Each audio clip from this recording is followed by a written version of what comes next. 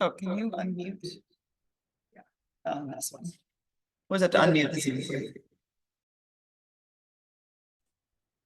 All right, can you guys hear us online all right?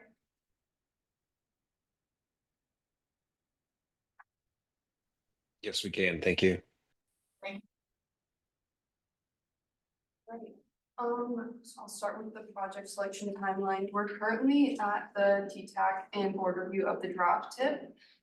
Next week will be the TTAC and board, or next month will be the TTAC and board approval of the final tip, and then finally, award notifications will go out in July of 2025.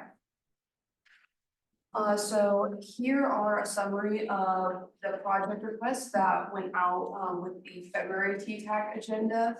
The project selection committee met in March to review and recommend funding the 3 higher scoring projects. And these are the 3 projects that were recommended to go on funding. For a quick summary, a total of 9.84 million have been recommended in awards throughout through 2031, and Mountain will work with sponsors and the Iowa Department of Transportation to program phases throughout 2026 to 2031 as we said. So we'll go back to STBG quick, because I know there was one project that did get submitted under STBG funding for Potawatomi County that was not recommended for approval by PROSCOM. I see John is here today, so John, if you'd like to speak to that. Yeah, I was just curious why that wasn't funded when there's still a balance in the region. I guess, I mean, I lost keeping a balance. It's a needed project.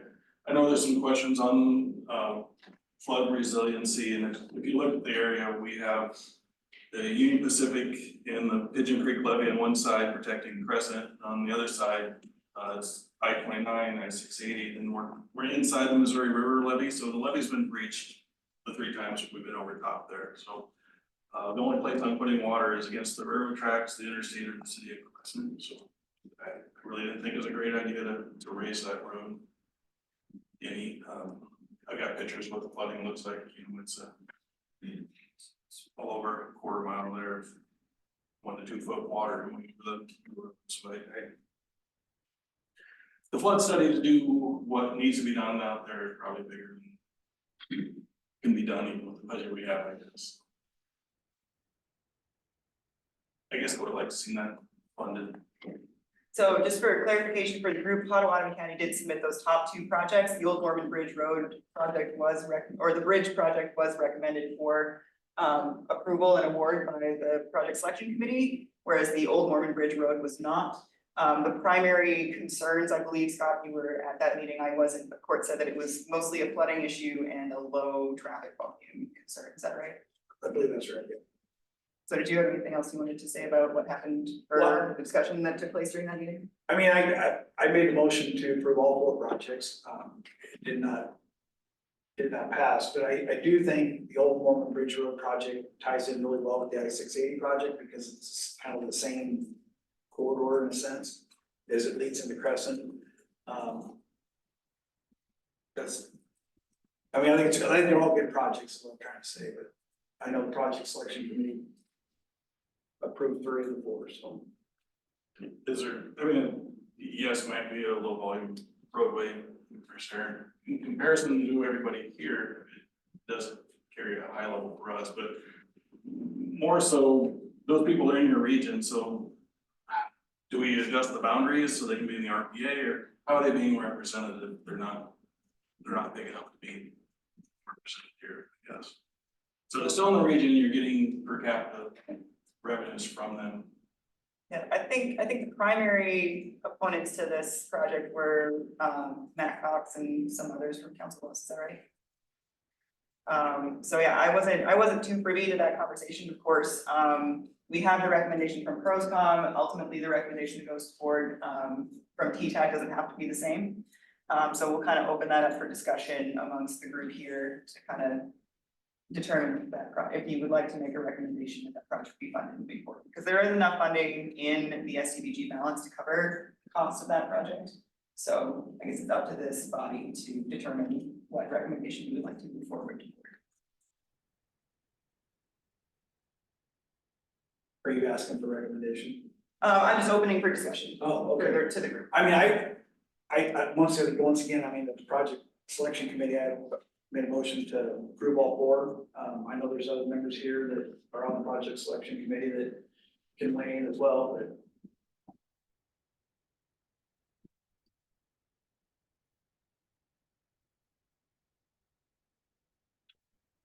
Is there anyone else in attendance today that was at the PROSCOM meeting? Was that April, I think? April, March, yeah. Yeah. Who would like to speak to this Old Mormon Bridge Road project?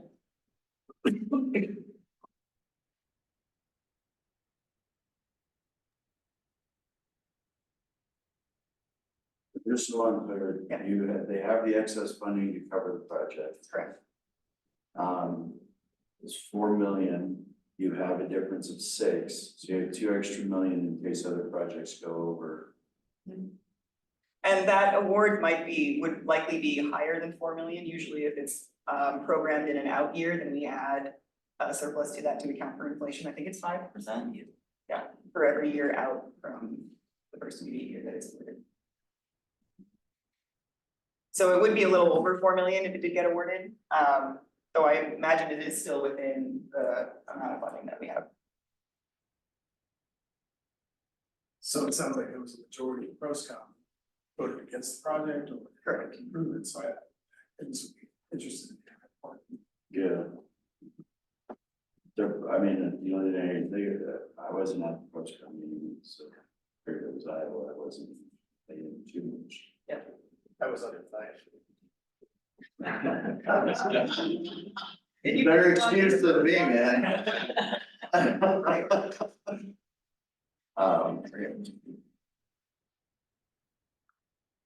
Yeah, and I think based on, I'm going through the notes, Matt Cox raised concerns about the total score of the project. And just additional information about the project with regards to, again, some of the flooding, and some of the concerns with the total volume within that corridor. From a very quick look at, trying to look at the notes, that is what I got.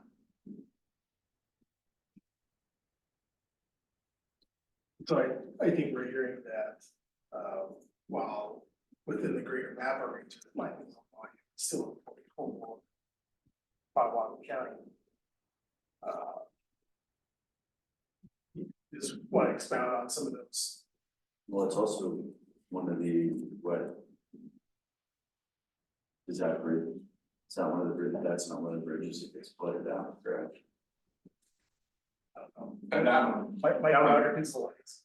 No. It pretty much, the flooding pretty much starts kind of like at the base of the bridge to I-29 change. Check with one north there. And I think the point got bigger because it's not.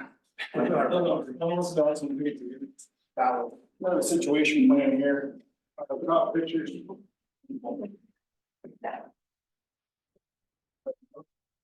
Gotta keep one so I can plan together. So if you see the top picture, you see the glow relief from I-29. Old Warren Bridge Road comes out Crescent. 1 out to 29. Highlighted yellow is the Union Pacific Railroad. It kind of acts as a levee. Then you have in red, there's the Pigeon Creek levee. Then we have the Canadian National Railroad right before the interstate. Then further over is Honey Creek levee. So when the Missouri River comes out, it's clear up by Soda Bend. It's behind the levees. So the flood study is hard because the levees already failed. You can see the railroad tracks the water against it. That's the Canadian National, just downstream of Old Mormon Bridge Road. Couple of pictures of the damage in Old Mormon Bridge Road. The middle picture at the bottom is what the road looked like. That was 19 there. It looked amazingly similar, 19 or 11, 19, and 24. Then the bottom right is looking towards the Omaha skyline from the bridge on Old Mormon Bridge Road. It goes over the Union Pacific Railroad, so you can just see the volume of water and it's moving. I don't know how to contain that without challenging the levees in the railroad. The Union Pacific Railroad carries coal to the Council's power plant. I don't think that's I'm the least important person out there, just looking at everybody else's infrastructure. 29's obviously a downstream of all this and gets over top as well. Pretty much the railroads and the levees are diverting all that back into the river once it's out. So, Oh, go ahead. with issues like this, when a project, if the project were awarded, it gets into. How does, what's typically the outcome of a project that's periodically frequently flooded? How does that It's shake out? odd that it's behind the levees, I guess. I mean, it shouldn't be flooding, but it's. Yeah. I mean, and That's this is the- so, Is it the- mill and resurface, or what is this? This is a reconstruction, so if you see that second picture down from the bottom, this thing's been undermined almost a lane width, and we go in there flowable. So we make this repair, and this is between you can also see the quarry in there, so. The DOT and the leveling, you know, they got the interstate open quick, but we were out there pretty much in that bottom corner running flowable in those puddles to get the rut open, and we scraped off whatever we could of the overlays that came off. Just got people out from the interstate, so there's. I forgot what the traffic volume on there should be. Several thousand vehicles a day, which is high for me, and it's probably low. Yeah, I think it's like 4,500%. So this is was a former DOT road transferred to us as well. Used to be 988. Does this, with the flood damage to it, was this not covered under FEMA? They paid for the repairs, so as you know, when FEMA comes out, they're after the event. We made repairs to get this thing open. Yeah, there were some panels that came out, a few other things, but most of this was fixed with local fill underneath it to get people back to the interstate. So once 29's closed, there really is no route in the county of Old Lincoln Highway, which takes you up to some railroad tunnels. If you ever watch the news, it's like a truck every 4 hours gets stuck in this tunnel. Or they can go, I think the DOT detours back to 35, which is through Des Moines. So we've got. Other problems that you. I've lost my. Railroad underpass is on my to-do list. Yeah, you got it. Yeah. But lots of box trucks. Ours, it's like a can opener. But just to me, looking at the flooding, there's not a solution. I can't raise this thing enough to divert the water, and where the water goes is not, you know, we're in population centers, we're into those railroad tracks. 29 is, if I get over top, there's no way 29 is not getting over top just because it's the same volume of water being diverted right into 29. Can I make a recommendation to send this back to the ProCom for further review? So I think wise we wouldn't be able to do that, would we? But it didn't actually go out to public comment, so the current recommendation is ProCom recommended it's 3 That's what's in the draft too. in the draft. But I think what Mike's recommending is proceeding with the ProSCOM recommendation as is, and then for the final tip, further consideration of this project. Which should be. Yeah, that's what the number is. So we have a recommendation from ProScom. They voted on it. And we have a request to add this project back. I think what I'm hearing about, the flooding issues, I guess I would have concern about funding a project, building it, and having it flood out again shortly after it's built and funded. And so I think there's a lot of risk on that funding, even though we have the money available. It's like, is this a good use of that money? If we're in a flood and repair cycle now already and solving that particular issue, is this a good candidate for a larger funding project? That's a concern. Well, one of the things that John encountered in 11 and 19, and we encountered on 680, was the water going over top and then undermining underneath. So what we did is we put flex mat on the south side, which is something John can do to eliminate or at least prevent some of that from scouring underneath the road. I mean, it's a flood mitigation measure, I guess is what I'll call it. Sure. That requires a lot of maintenance as well. And so instead of repairing your roadway after a flood, you're repairing your flex pad. Yeah, Or but both. unfortunately, the scale of the flooding, I mean, we put 50 square miles underwater. there. I mean, the scale of flooding is, this would all have to be a bridge. I don't know how else to mitigate I what that is. totally understand your concerns and, you know, it's a really unfortunate situation. I would be concerned about funding a project that could be very short. So of those 44, a little over 4,400 cars a day, is there a sense how many are people that live in Crescent and go to work and come back home, or is it through traffic? And there are things that It's definitely commuter traffic for is it the most part. Okay. There's some industry there, but it's for the most part, commuter. There's some businesses there that circle along, like the Graham Gravel working on some, so a lot of little things moved over there, smaller contractor. Yeah, northwest Potawatomi County, when you look at the census data, a lot of folks work in Omaha. Yep. Or Omaha Metro, the Brazos side of the metro. we just talked about DOT freight staff yesterday, about updating the freight study. We did mention that the north-south, that's until 20 and kind of like we talked about that access through those railroad tunnels includes freight traffic, but I think that there's also just maybe what's the solution, I guess, but what is that out of distance travel that folks need to do if they don't have Old Mormon Bridge Road and maybe it's otherwise?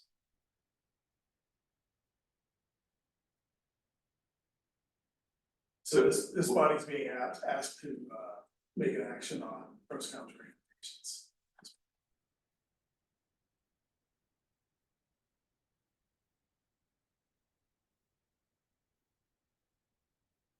And we could, you know, move forward with 3 projects we have now, and then go back to pros con for the next round of this project, and that's an option too. Yeah, I'm still there. I just wonder if it isn't maybe a candidate for a project that would ultimately solve the issues that you have. And maybe there's a different funding would be more sizable to get you to the ultimate end game need here. If we're hearing that this award wouldn't solve the problems of frequently periodic flooding that Washington Bay. So I would make a motion to accept pros and cons recommendations. For public comment. Second. Second. Any discussion? All in favor? Aye. Those opposed? Nay. Motion carries. Okay. Open the public comment period. So now we'll go to TAP CRP. So we might have been a little premature on the motion. So we can do one separate motion for the SDPG projects, and that's fine. And then we'll go and present quickly on the TAP CRP projects. And I guess by that time, we'll entertain an additional motion to recommend the TAP C recommendation on project funding for this funding stream.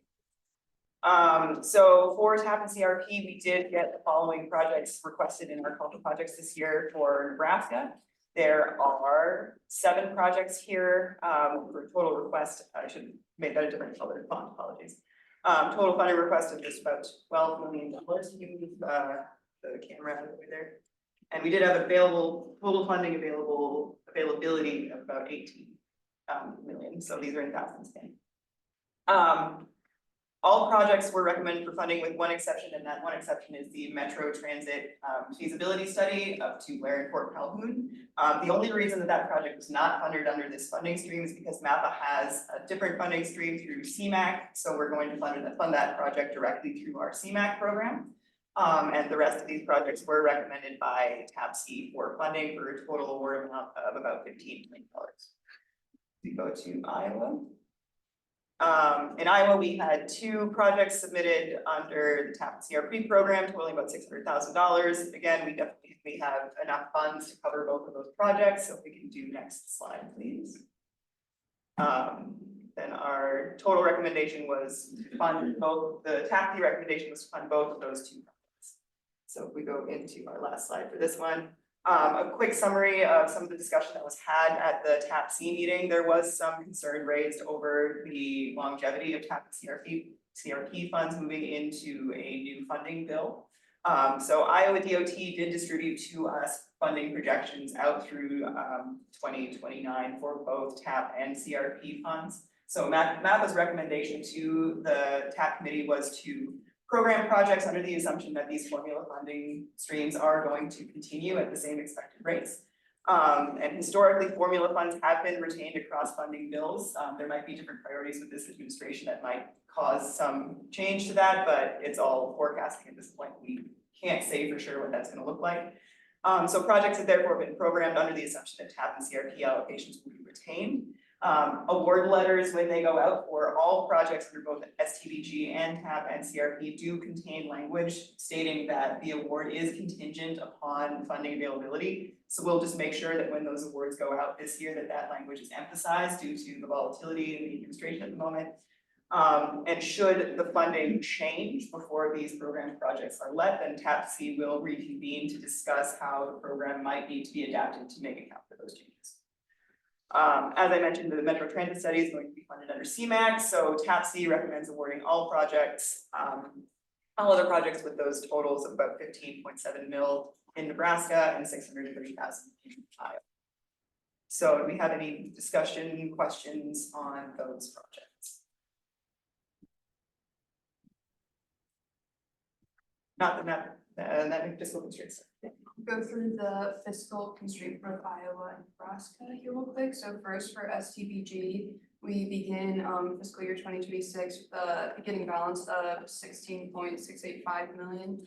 And then we will carry that through to 2031 for a final available balance of 8.4 million for the next projects. And then for TAP, we'll start with 1.6 million, and then we will actually go negative in 2027, but we received guidance from Iowa DOT that as long as we are positive in fiscal year 4, which is 2029 at 483,000, we're good. And then in 2031, there will be 998,000 available.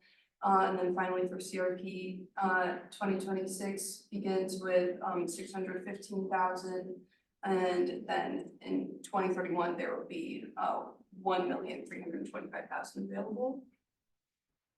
And then for Nebraska, STBG, the 2026 beginning balance is 10,225,000, and then in 2031, 12,837,000, and then TAP starts with 2,127,000 in 2026, and then in 2031 there is 1,099,000 available, and then finally for Nebraska CRP, 2026 begins with 2,400,000, and in 2031 there is 1,867,000 available.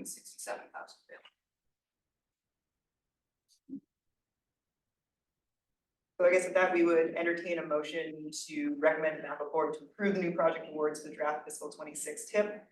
This motion would be an exclusion of the STBG awards, which we did cover in an earlier motion during this meeting. So this motion would cover the TAP and CRP recommendations as well as the fiscal constraint. Motion draft in general. Motion to approve TAP, CRP, and fiscal constraints tables. Second. I wanted to follow up from the TAPC committee. Thought I would have more to say, but that's been something to say. Thank you. That was great.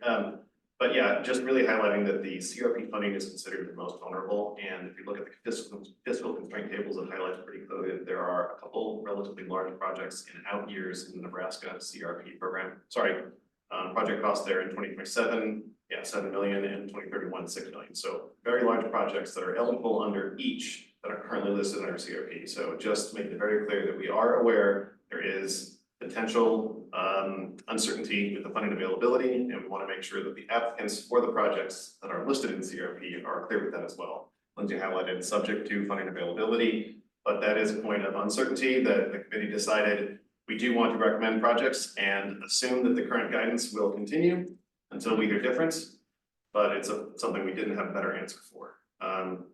The Iowa side on the CRP, there you can see that under the next several years, there are no projects programs, so a little different situation in Iowa. They could decide to submit and approve projects there in the future. There's not as much funding available in the Iowa CRP program anyway, but just a little different strategy on that side. But in Nebraska, yes, projects are recommended. So again, to those who have projects listed as CRP funded, just making it abundantly clear.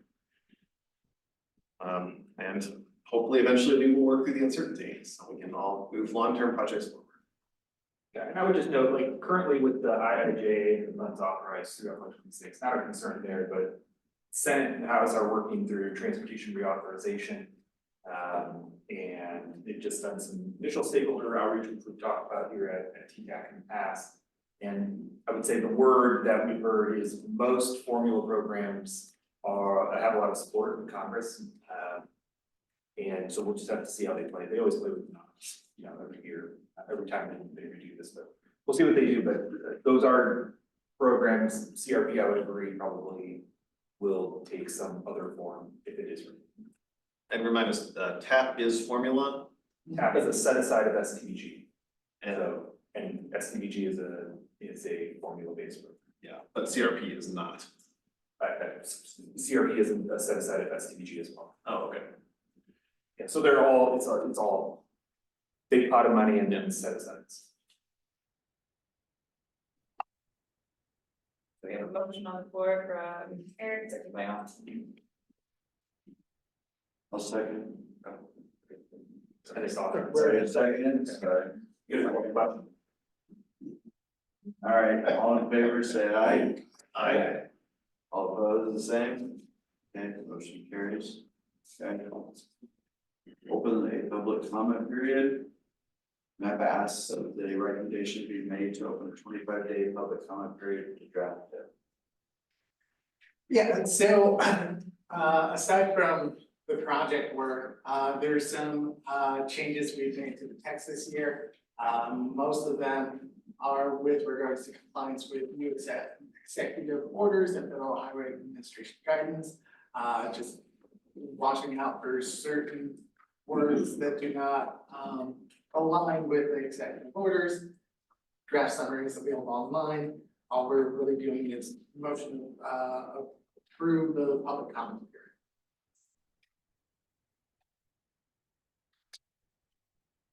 Do I have a motion?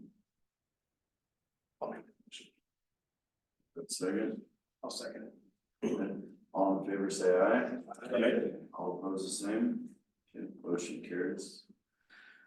Unified Planning Work Program Approval and Cleanup Amendment 1 to the fiscal year 25 UPWP. Carlos will present. Yep, so this is one of the things that we end up doing near the fourth quarter of every year. This is for fiscal year 2025, our Unified Work Program. Here are the big changes. Overall, some of the direct labor has changed. In other words, we spent less than we had originally anticipated.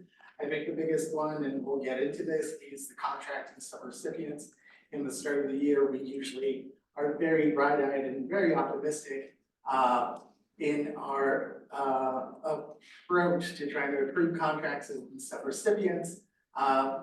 Towards the end of the year, we realized we're too bright-eyed and too optimistic with a reduction in 60% of our original 25-year budget. Next slide. So I'll get into some of the things that impacted this. One of the things that our team, our group in transportation has experienced this whole year has been staff turnover and attrition.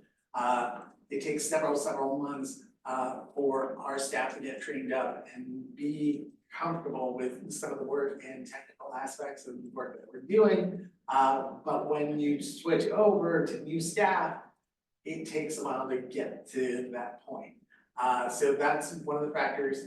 The other factor affecting some of the direct costs and fixed costs are vacancy savings. We intended to fill a position that was ultimately not filled at NAPA.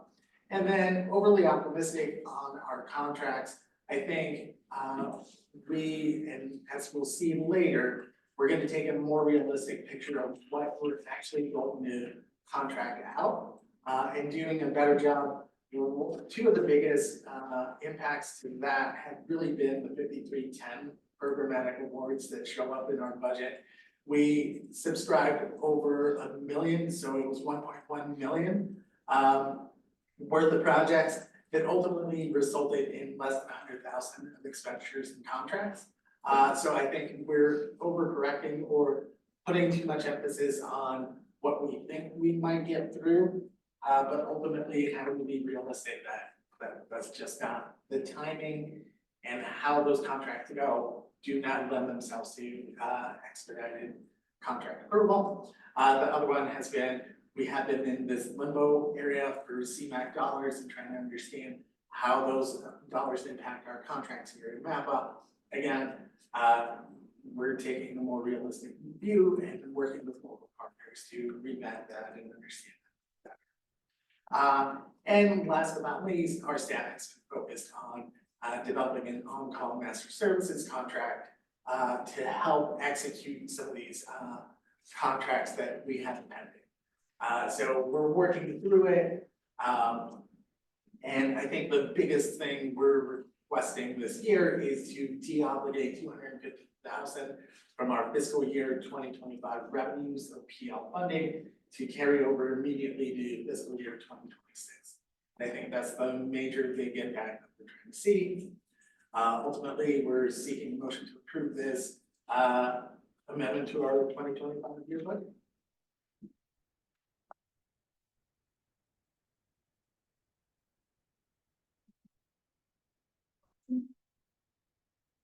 Take a question. Second. Yeah. Any discussion? And all in favor, say aye. Aye. Those opposed, the same. Motion carries. Final fiscal year 2026 UPWP. So this is our 26 current year, now new year, Unified Board Program. It's federally supported transportation planning activities based on PL FTA funding. The final is due to our state and federal partners June 1st of each year. Here's a little breakdown of how the funds are. Red is Nebraska, black is Iowa. Iowa represents about 8% of our total revenue coming into MAPA for transportation funding purposes. And the bulk of the money coming in from formula PL dollars. Next slide. Here's a quick overview of how the breakdown is for this year. One of the things that has changed from the last time, we ramped down the total contract costs. That number used to be closer to 4 million, but now we ramped it down to 2.6 million in contracts. Labor and direct costs have remained pretty steady despite that reduction in total contracts. With that, we've also reduced our federal funding request and reduced our matching requirement. Next slide. The four major activities of work are management and administration, regional transportation planning, TIP and local projects, and complete streets funding. These are the breakdowns of funding and hours. Overall, again, this is slightly lower than the original draft. Next slide. And then as we were taking a closer look at some of the contracts we were looking at, these are the ones that came up.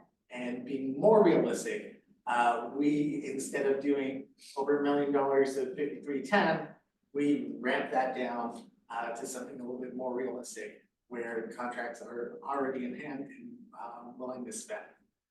So we've taken a little bit more serious look at how these contracts affect our budget, working with our finance department to ensure that we're meeting our expectations. And let's see, I think that's pretty much it. So overall, I think the biggest change here has been a reduction in total contract cost by over $1 million from the original draft. Next slide. Basically, the big changes from the draft to this final have been changing the number from 210 to 410 So just some programmatic work on our end, reviewing and addressing all the comments from FHWA, FTA, Nebraska and Iowa DOT. During the public comment period, no public comments were received. Overall, there was a small reduction in contracts and subrecipients. And this final work program is due to our state federal partners June 1st. So we are seeking favorable approval to recommend to the board. I would make that motion. Second. Second. Any comments? Discussion? Thank you, Matha, for all your great work. Appreciate it. Glad to see that you're funded for continuing everything in the future. All your comments. We need an action. Yeah, I was gonna say, thank you. All in favor, say aye. Aye. All opposed, the same.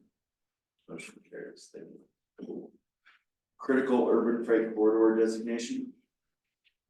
Good morning, everybody. Next up is. Just a quick reminder, the National Highway Freight Network, composed of a number of components is established. Basically provide funding for improvements to the freight network. We're going to talk about critical urban freight corridors today. Next slide. So as an MPO, we can designate these critical urban freight corridors with consultation with the state, in this case, Iowa Department of Transportation, gave us a request. They're updating their state freight plan. And part of that process is to review and to add mileage. And what's unique here in particular, in the latest transportation bill, the statewide amount of critical urban freight corridor doubled to 150 miles from 75. So a couple of requirements. I'm going to go through those 4 elements on the following slides, but it must be within the urbanized area. There is a story map. There have been some changes, so if you looked at it a couple of days ago, it's going to look different this morning, but generally the information and our recommendations are the same. Go to the next slide. The first 2 characteristics really looking to provide access to intermodal connections. Federal Highway designates intermodal facilities that are shown on the map below and as a triangle, but we know that there are regional freight providers, generators that are important. So providing one example there, roadway already designated as a critical urban freight corridor, providing access to the Iowa interstate system yard in Council Bluffs. So it gets it to the primary highway freight system or the interstate that's not already designated, and that's that blue dashed line, or another intermodal freight facility. Secondly, and this is a new one here, for B is an alternate route for a primary highway freight system. So I-80 and I-29 through our MPO region provides just really probably the majority of our freight through movement. And so we're recommending that the Highway 275 or Iowa 92 be added to the critical urban freight corridor. Metric is a little bit over 4 miles as an alternate to traffic if we do have something that shuts down I-80 or I-29. The next slide. And so serves as a freight generator. This is one of the maps that's going to look different now in the story map. We're just changing the way it's designated. Historically, that segment of South Expressway going north from I-80, then down 23rd Avenue, and then splitting out in 2 directions on 29th Avenue, pardon me, to 2 sets of grain elevators. It's an example. We're going to redesignate each of those as individual roadways just to prevent confusion as we communicate that to the DOT and the Federal Highway. And then finally, regional importance and just highlighting here the significance of these roadways, these networks, and the bridge crossings between Nebraska and Iowa. So these are our recommendations. The top table are new proposed segments. South Expressway just a little bit further north from the existing to provide access to some additional freight needs. Adding again that corridor of US 275 connecting Nebraska through Iowa back to I-29.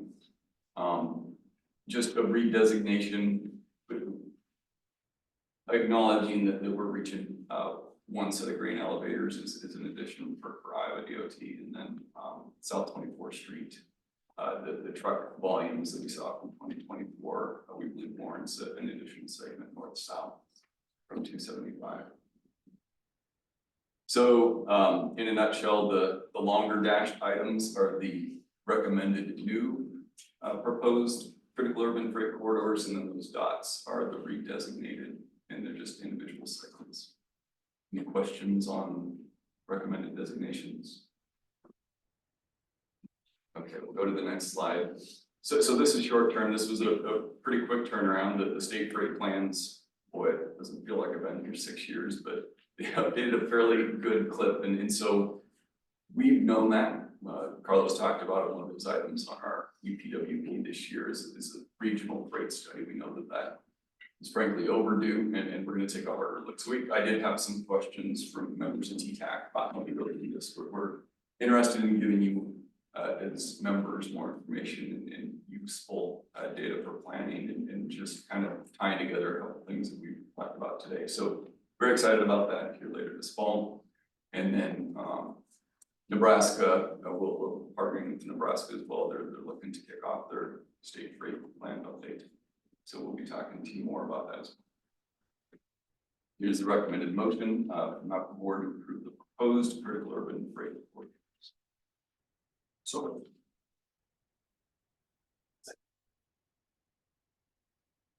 Discussion. All in favor, say aye. Aye. All opposed, the same.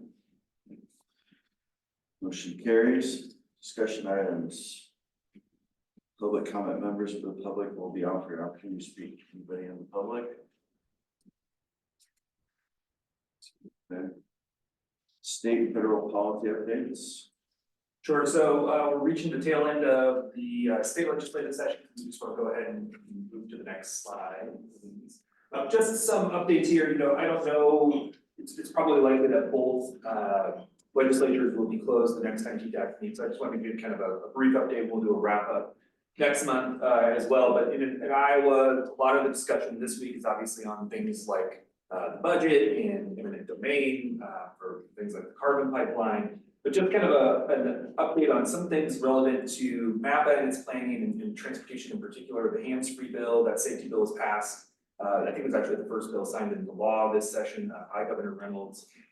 Also, SF 592 was a change to the smart planning guidance in Iowa around accessory dwelling units and allowing those under specific circumstances, but pretty broadly within single-family zoning across the state. So that's kind of a policy innovation we saw there. And then HF 903, farm to market road partial payments, I think just some changes to state law about what's allowable for some of that contracting on farm to market roads as well. In Nebraska, we haven't seen so many bills get signed that are relevant to us, but a few things are advancing. So LB 530, these are the criminal penalties. This came out of the Justice Committee. So this is for vulnerable road users, cyclists, pedestrians, motorcyclists, people using a mobility device, and really steepening the penalties for those bills. So not explicit to us, but I do think it's interesting around that definition of a vulnerable road user, the state's requirement under the IIJA to do a vulnerable road user assessment that we're carrying through. And so obviously a big part of our CSAP is strategies to reduce those types of fatal and serious crashes. This is more of a bill on the enforcement side. One thing I'd like this committee to pay a little special attention to is LP 558, which is would create a statewide infrastructure task force.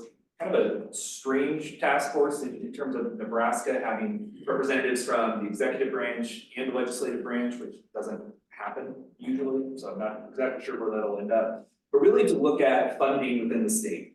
If you recall, maybe 2011, now Senator Fisher, then State Senator Fisher led kind of a similar effort to really kind of reshape how the state invested in local projects, buyback programs that have kind of followed on to that.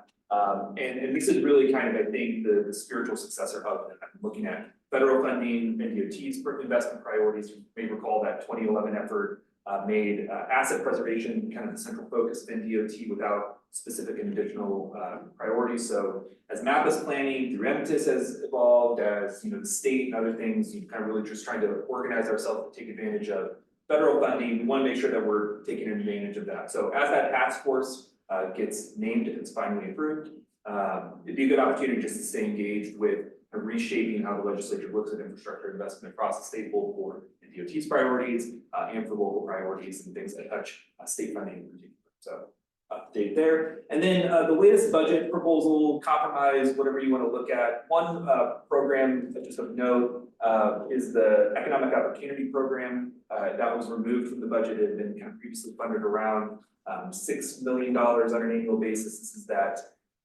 really kind of similar to RISE in Iowa, kind of looking at those opportunities that align with NDED's kind of industry priorities. So, you know, agriculture, food production, some other kind of manufacturing type of things where there was an infrastructure investment associated with those. We haven't seen too many of those projects here in the metro. There's been a lot of interest, but not a lot of final awards.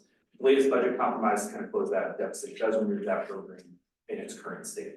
You know, I mean, it's, you know, they've been talking about it a while, so we know they might be back in. But the latest proposal that had been advanced, that was out. So just a note there. And then on the federal side, you know, we'll keep you apprised as we hear things. A lot of that's going to look like stakeholder input. But if you have specific priorities, I would say right now is a great time to connect with senators, congresspeople about federal aid highway investment and priorities you want to see advanced because they are listening. They're trying to collect all the information. So more to come there. All right, so we've mentioned a couple times, but the notice of funding opportunity for Safe Streets is open for FY25. Our consultant team are supporting the city of Omaha drafting an implementation grant application. We're working with a couple of partners to identify some demonstration or future planning. If you want support and would like to submit for planning for demonstration or implementation, please reach out to me or safestreets@mapacog.org. That'll get it to a number of folks here. So planning and demonstration, 2-page narrative. We have the data that you need to submit the implementation grants or 12-page narrative.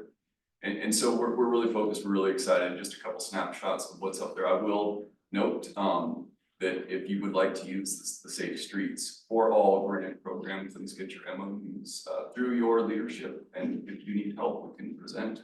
We've been to a couple city council meetings over the past couple of weeks. We're here to support you. We'd like to be successful. This is a really pretty huge opportunity for the region. So any questions, please reach out. Additionally, NDOT has just released AASHTO where safety is available for all member jurisdictions, so public agencies. And I will ask, you know, you think outside the box, I would say the biggest users right now are law enforcement in our metro region, using it to kind of use target enforcement to understand where and what kinds of crashes are occurring. We're very excited about it. We received training as an organization and we have users within MAPA. We're gonna find ways to tailor this, you know, as a tool for you. Has the ability to query crashes, and that's what's shown on the screen, but it also has an opportunity to really kind of look at segment and intersection solutions.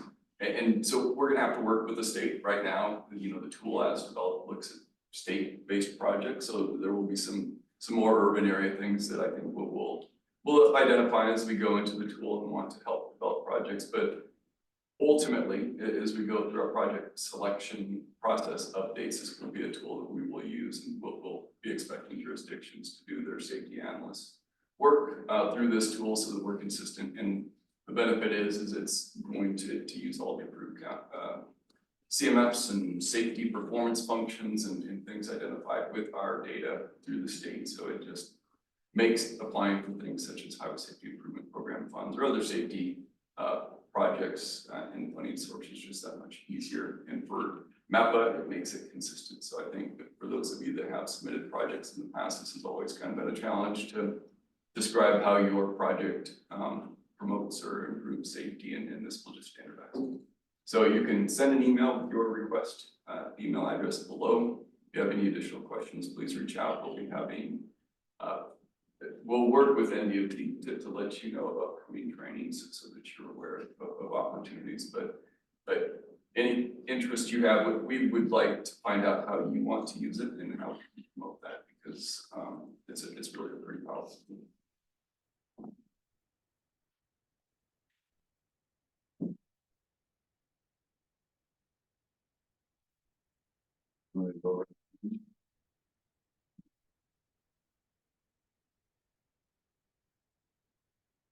Started, okay. No, Let's see, okay, Highway 50 from 370 to L Street. All the bridge work is done. Right now, they're working on they finished the mill and fill from Sap Brothers to the bridge over the Papio Creek. They're working out the intersection of Harrison Street, turning it into a double turning lane, double left turn lane in all directions.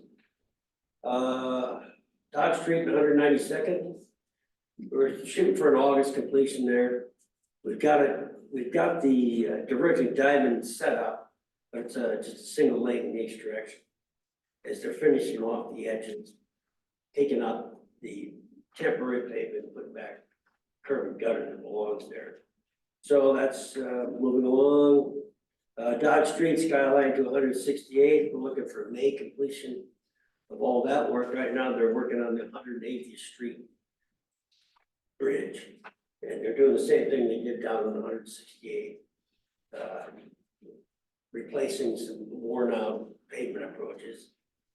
And let's see, Highway 75, from 34 to Q Street, that work is resumed, it's night work. They are now sawing and sealing joints, and it ends up getting a concrete sealer when they're all finished. 480 Missouri River Bridge, October 26th completion. The bridge painting and deck repairs are ongoing right now.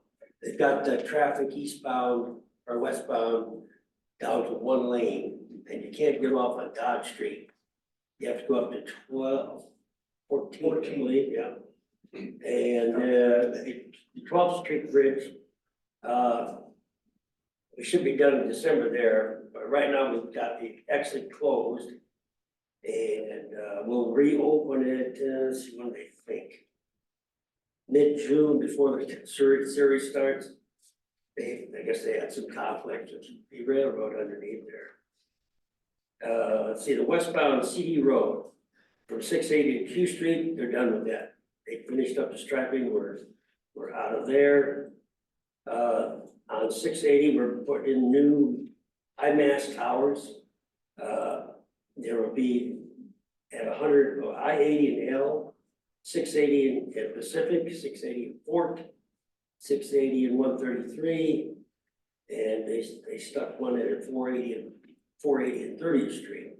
That's one set, and the second set is 680 itself, 72nd Street, 680, Highway 75 or 48th Street, and the 30th Street interchange on Florida Bridge.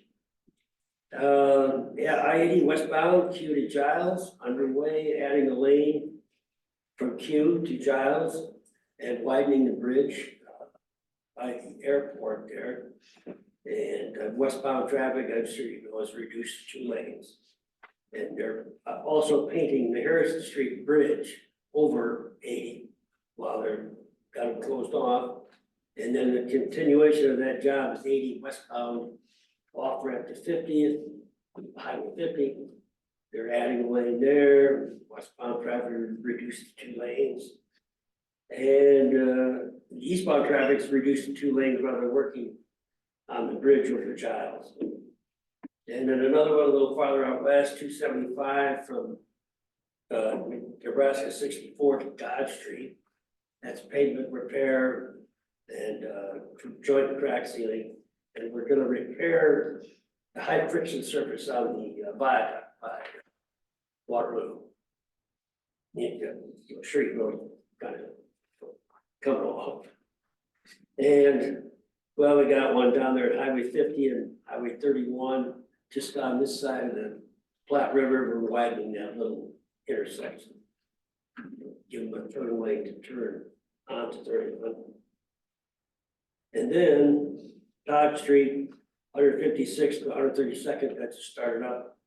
We're gonna redo the bridge deck repairs, just like we've been doing farther west at 156th, 144th, and 132nd.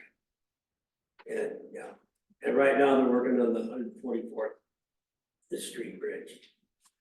And that is, well, we got another one on Dodge Street, starts in July, it's night work. 161st to 127th, that'll actually be down on Dodge Street. Night work and a little overlay. And that is it. Nothing specifically from me, I guess maybe more of a question, we don't have anyone from Vista or something here, do we? No, which. You'll take the plaque. We did, Morris touched on the work that we're doing at 144th Highway 50 in Harrison right now. We do have we've been getting a couple complaints recently, and it's more or less communication issues, just making sure everyone's on the same page. We're at least matching up with our messaging. La Vista appears to be doing some work at the intersection or adjacent to the intersection of Harrison and Giles. And I believe there's an additional message board. And that one I'm not familiar with, but there's a message board at 144th and Harrison going eastbound that talks about work beginning on the 19th. I don't know if that is the city, if that's Sarpy. I believe that's outside of La Vista's corporate limits, but I don't know how Harrison's generally handled between the city and Sarpy. But it seems like we have a few projects overlapping, and I don't know if we were fully aware of those impacts. So I guess just making sure we're communicating. Okay, do you know Jeff Valentine? Or Pat Dowds? I know Pat, I at least have a message to him. Jeff has been in contact with Barb and they've been coordinating. Generally, there's a multi-jurisdictional agreement, it's not a real agreement between, Bellevue, Omaha, Ralston, Sarpy County, Douglas County, for maintenance of Harrison Street. Generally, La Vista handles everything that is within their jurisdictional boundary. We don't do a lot of exchange there, so anything that is on the south side of Harrison, the eastbound side of Harrison, La Vista does. And so they've had a large panel repair project. They're struggling with CSR. I would suspect that if that's at 144, it's probably an advanced warning indicating their panel repair project. Again, I know I talked to Jeff last week about it. Obviously, Omaha gets a lot of those calls as well. The public is not happy with what's going on, but I know Jeff has been coordinating for. Okay, I know there's a lot of heartburn in that area right now with backups and everything, but I don't think our project manager was fully aware of the messages or of the adjacent work, and I wasn't in Barb's at the moment, so I was fielding questions, so I was just trying to chase down if everyone was aware or who was the responsible party for some of the work. More or less a curiosity. I don't have anything additional today. Just a couple updates on our projects. 48th Street is currently closed between Harrison and Q Street.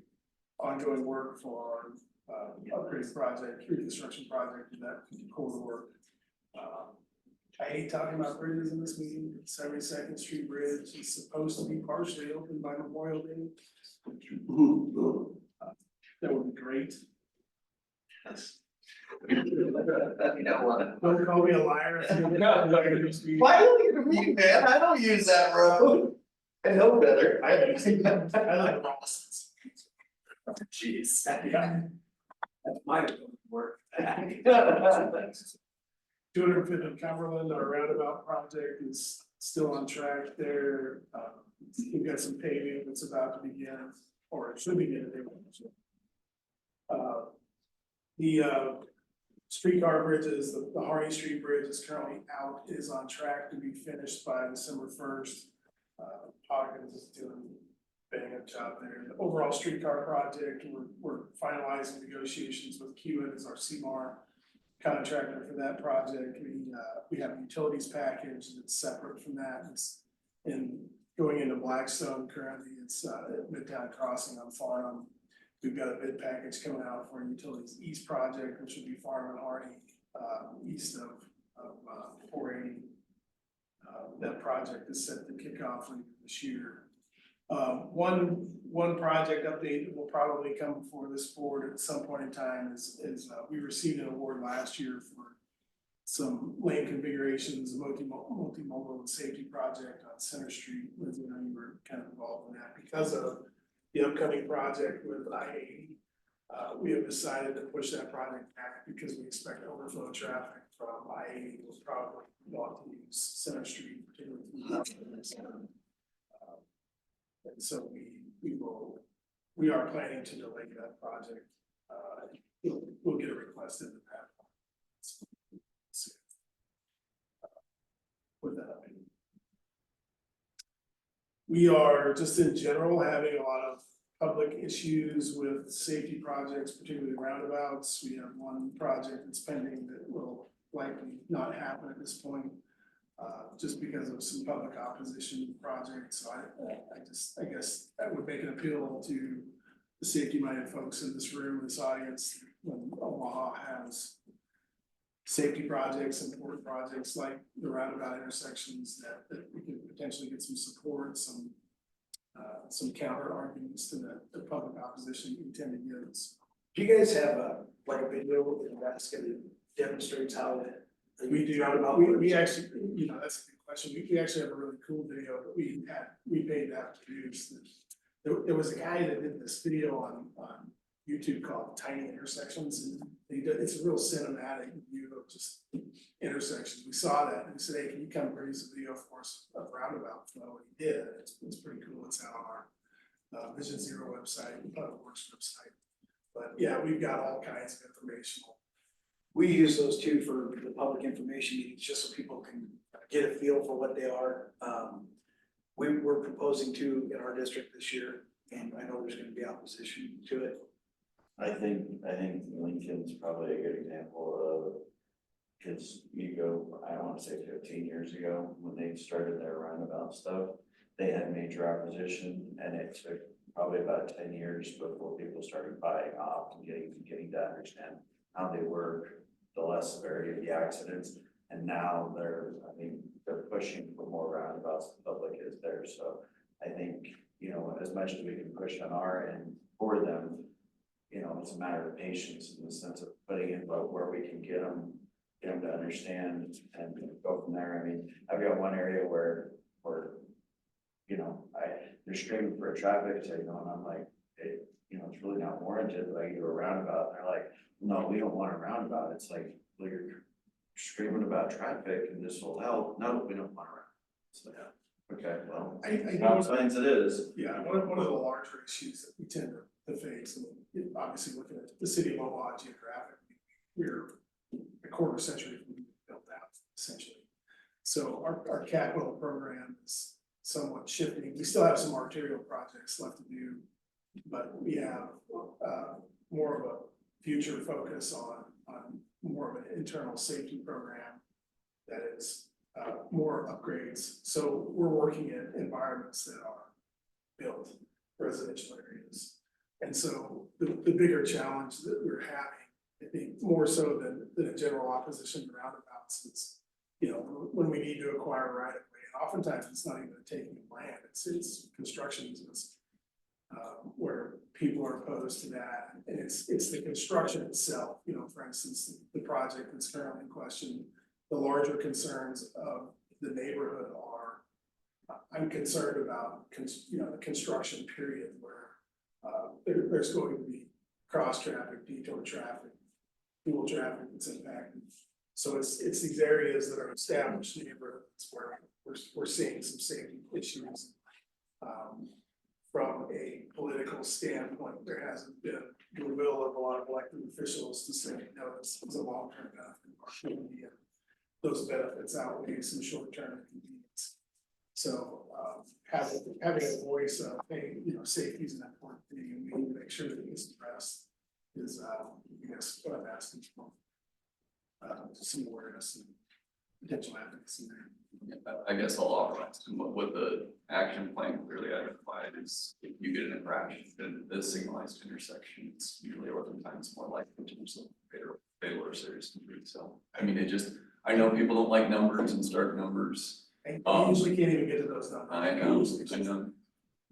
And so that's what we've seen. But our action plan, truth be told, is full of roundabouts. So, you know, I think to get to zero in our region, especially in built areas and future areas. So the We Step Partners kind of built it into, it's a safety, but it's an operational benefit. Those are different roadways.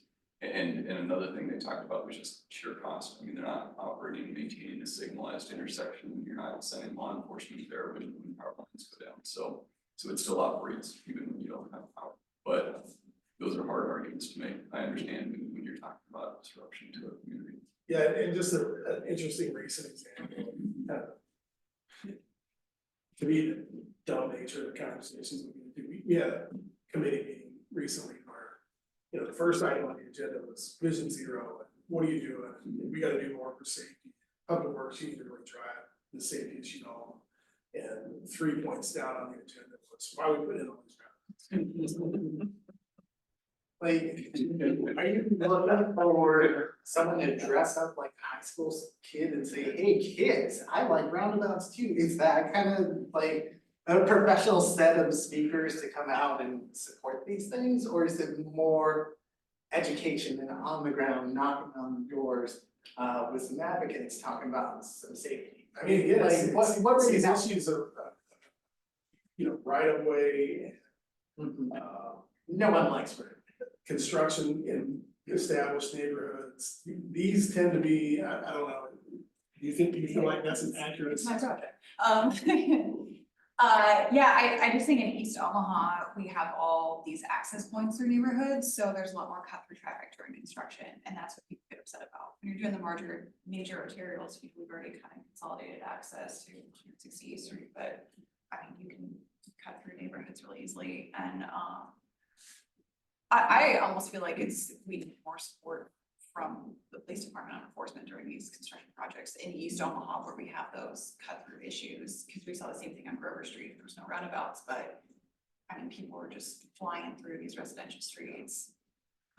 So again, it's not necessarily that I hate the operation of a roundabout, although we do get some, but it's more of these other issues. I got an interesting story for you. So years ago, we were proposing a roundabout on Highway 59 near Harvard.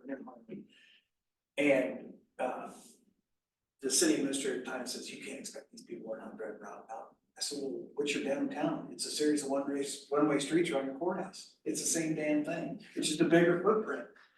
But yeah, people can be short-sighted. I think we got a little pushback when we had our public meeting for the West Shore roundabout at 275 in West Dodge. We proposed to close that and detour traffic fully, and we presented it as an accelerated construction option. Otherwise, it would take a full season plus. I mean, these county roads, you're gonna have to drive these county roads for maybe half the season, 3/4 of the season, but it's necessary evil in order to make the phasing more accommodating. But the other side, like the property negotiations, some of the arguments are like, well, I've never seen one fully residential like this. And you know, I keep telling them, well, you're gonna see more. Do you guys have access to modular templates that like you could just throw down and just? I keep kind of joking about threatening with that, but. I don't think it's necessarily a threat, but it can be an education tool, right? Like, I think I use straw bottle to represent mini ones for a neighborhood event, but making it more of an event type of feature for the neighborhood as both community building, placemaking, and education forum. Straw bottle, yeah, you can put out there, you only need a couple people, you're good, but it doesn't last at all. Modular forms that you can leave out for several months and let the neighborhood experience some of that could work. I've also seen just people just paint.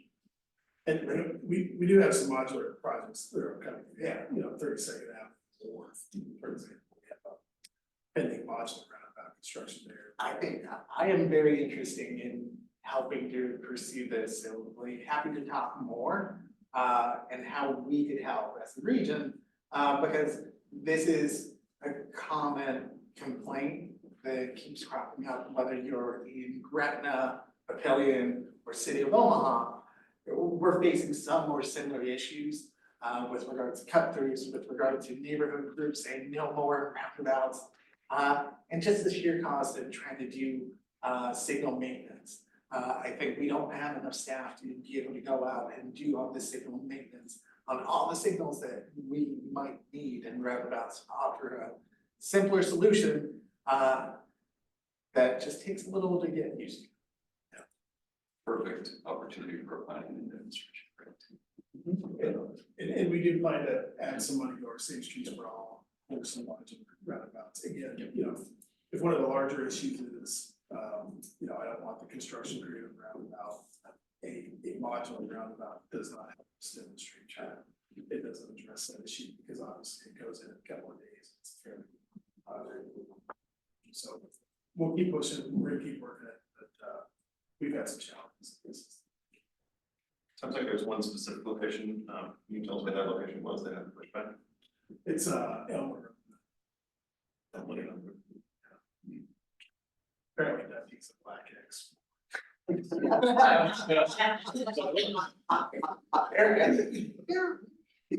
That's what happens.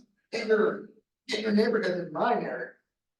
Last update I want to give, it's not necessarily a direct transportation issue, but I thought this group might be interested. We just completed a pilot project through our mayor's office, a homeless coordinator, on a direct to housing project for, there's an encampment at Carter Lake Shore Drive, just south of Cornish, which is on the west side of Carter Lake, near the south end, that western bow. And that we just housed the last person from that encampment. The residents of the encampment did the cleanup themselves, so really successful project there that I would see as a benefit going forward. That will address that issue.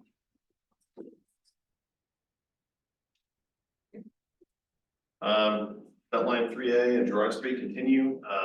We are finding adjacent stormwater infrastructure that we are working with the city to resolve as part of the trail projects. I'll follow up on that. And then Beltline 4 construction will kick off this summer. And then we had the PCM 0 and the site visit for the Elkhorn River Trail Bridge between the rec area on the east side and the top of the levee on the west side. Moving from the preliminary scope into the final scope. That is a state TAP project, not in MAPA's TIP. But a good project because it connects to, I think the Waterloo projects are also state TAP, but there has been discussion about other funding for not part of the same federal project, which I would like very clearly on the record, the potential continuation of West Maple Trail up toward Elkhorn in the future. And so just highlighting that we want to work with Douglas County, City of Omaha, Waterloo, everybody in the area, Valley even, to focus on this bridge will enable additional transportation connectivity in both directions. It is a large boundary breaking project, which is why it was funded through state TAP. So very glad to be out there, working on TSNL Loop Bridge, and then moving forward with what we expect will be a couple of years to get through the permitting stuff, but then having a great pristine project out there for the community to enjoy. I just wanted to update on the North Saddle Creek Streetscape project. We had a slight phasing change, so Saddle Creek Road is still open for the time being. Switched to just doing some work on the peripheral streets, Charles and Seward, and then 149 Ave are all kind of close on the outskirts there, but Saddle Creek should be open for a month. Updates from Metro. The update from the planning department in Omaha would be our comprehensive plan will be having listening sessions in each council district throughout the summer. So, if you're in Omaha, come to us. Final piece of the Council Center State project is getting closer. They poured the bridge deck over Madison Avenue. And so I think the schedule is to have it open by this fall. On my FedAid stuff, the trail underpass for 370 is going ahead of schedule, so I'm most likely going to be letting it in the next fiscal year. So we're probably in the 27 year to have the have that under construction. The second phase of the 6th Street / Portal Road project, got considered as a highly likely EA. So, that got, pushed to an RFP, so I'm in the RFP process with the state for that right now. Our UBAS is supposed to start up, first part of June. We're in the process of doing our panel repair program right now. Everything else is going pretty smooth overall. So I've got some other projects that I'm in the process of designing downtown area, but nothing too crazy. Go to the last slide. I think that's the biggest thing for Napa. Blah, blah. Hey, council officials again, coming up June 18th, we're gonna be at the venues at the Greenery. David Robb, Omaha Airport Authorities, this insight into the construction taking place at our lovely Athlete Field. So come on, come all, please register. Link available on the bottom, like and subscribe, like a few year things. Overall, I think I'm very proud of a lot of the work and great effort our staff has put in. It's been pretty nonstop on our end, trying to get a lot of things through, especially this comprehensive safety action plan has taken a lot, and there will be much more to do in months, years, etc. Right now, we're starting to shift gears towards our metropolitan transportation plan, our big 5-year planning effort. So you'll hear more about that in the coming months. Travel demand model, I know many of you have been waiting on it. Again, we're trying to get through that as quickly as possible. We're still going through our process. We hope to have something in the next month or so. And last but not least, I want to thank Elle for all her work. This is her last TTAC meeting with us. She's moving on, but just want to take the time and thank her for all her great work while she was at Napa. So thank you very much. That's it for now. Anybody have anything else? Can I get a motion to adjourn? Make that motion. Second. Okay, all in favor, say aye. Aye. Thank you, everybody.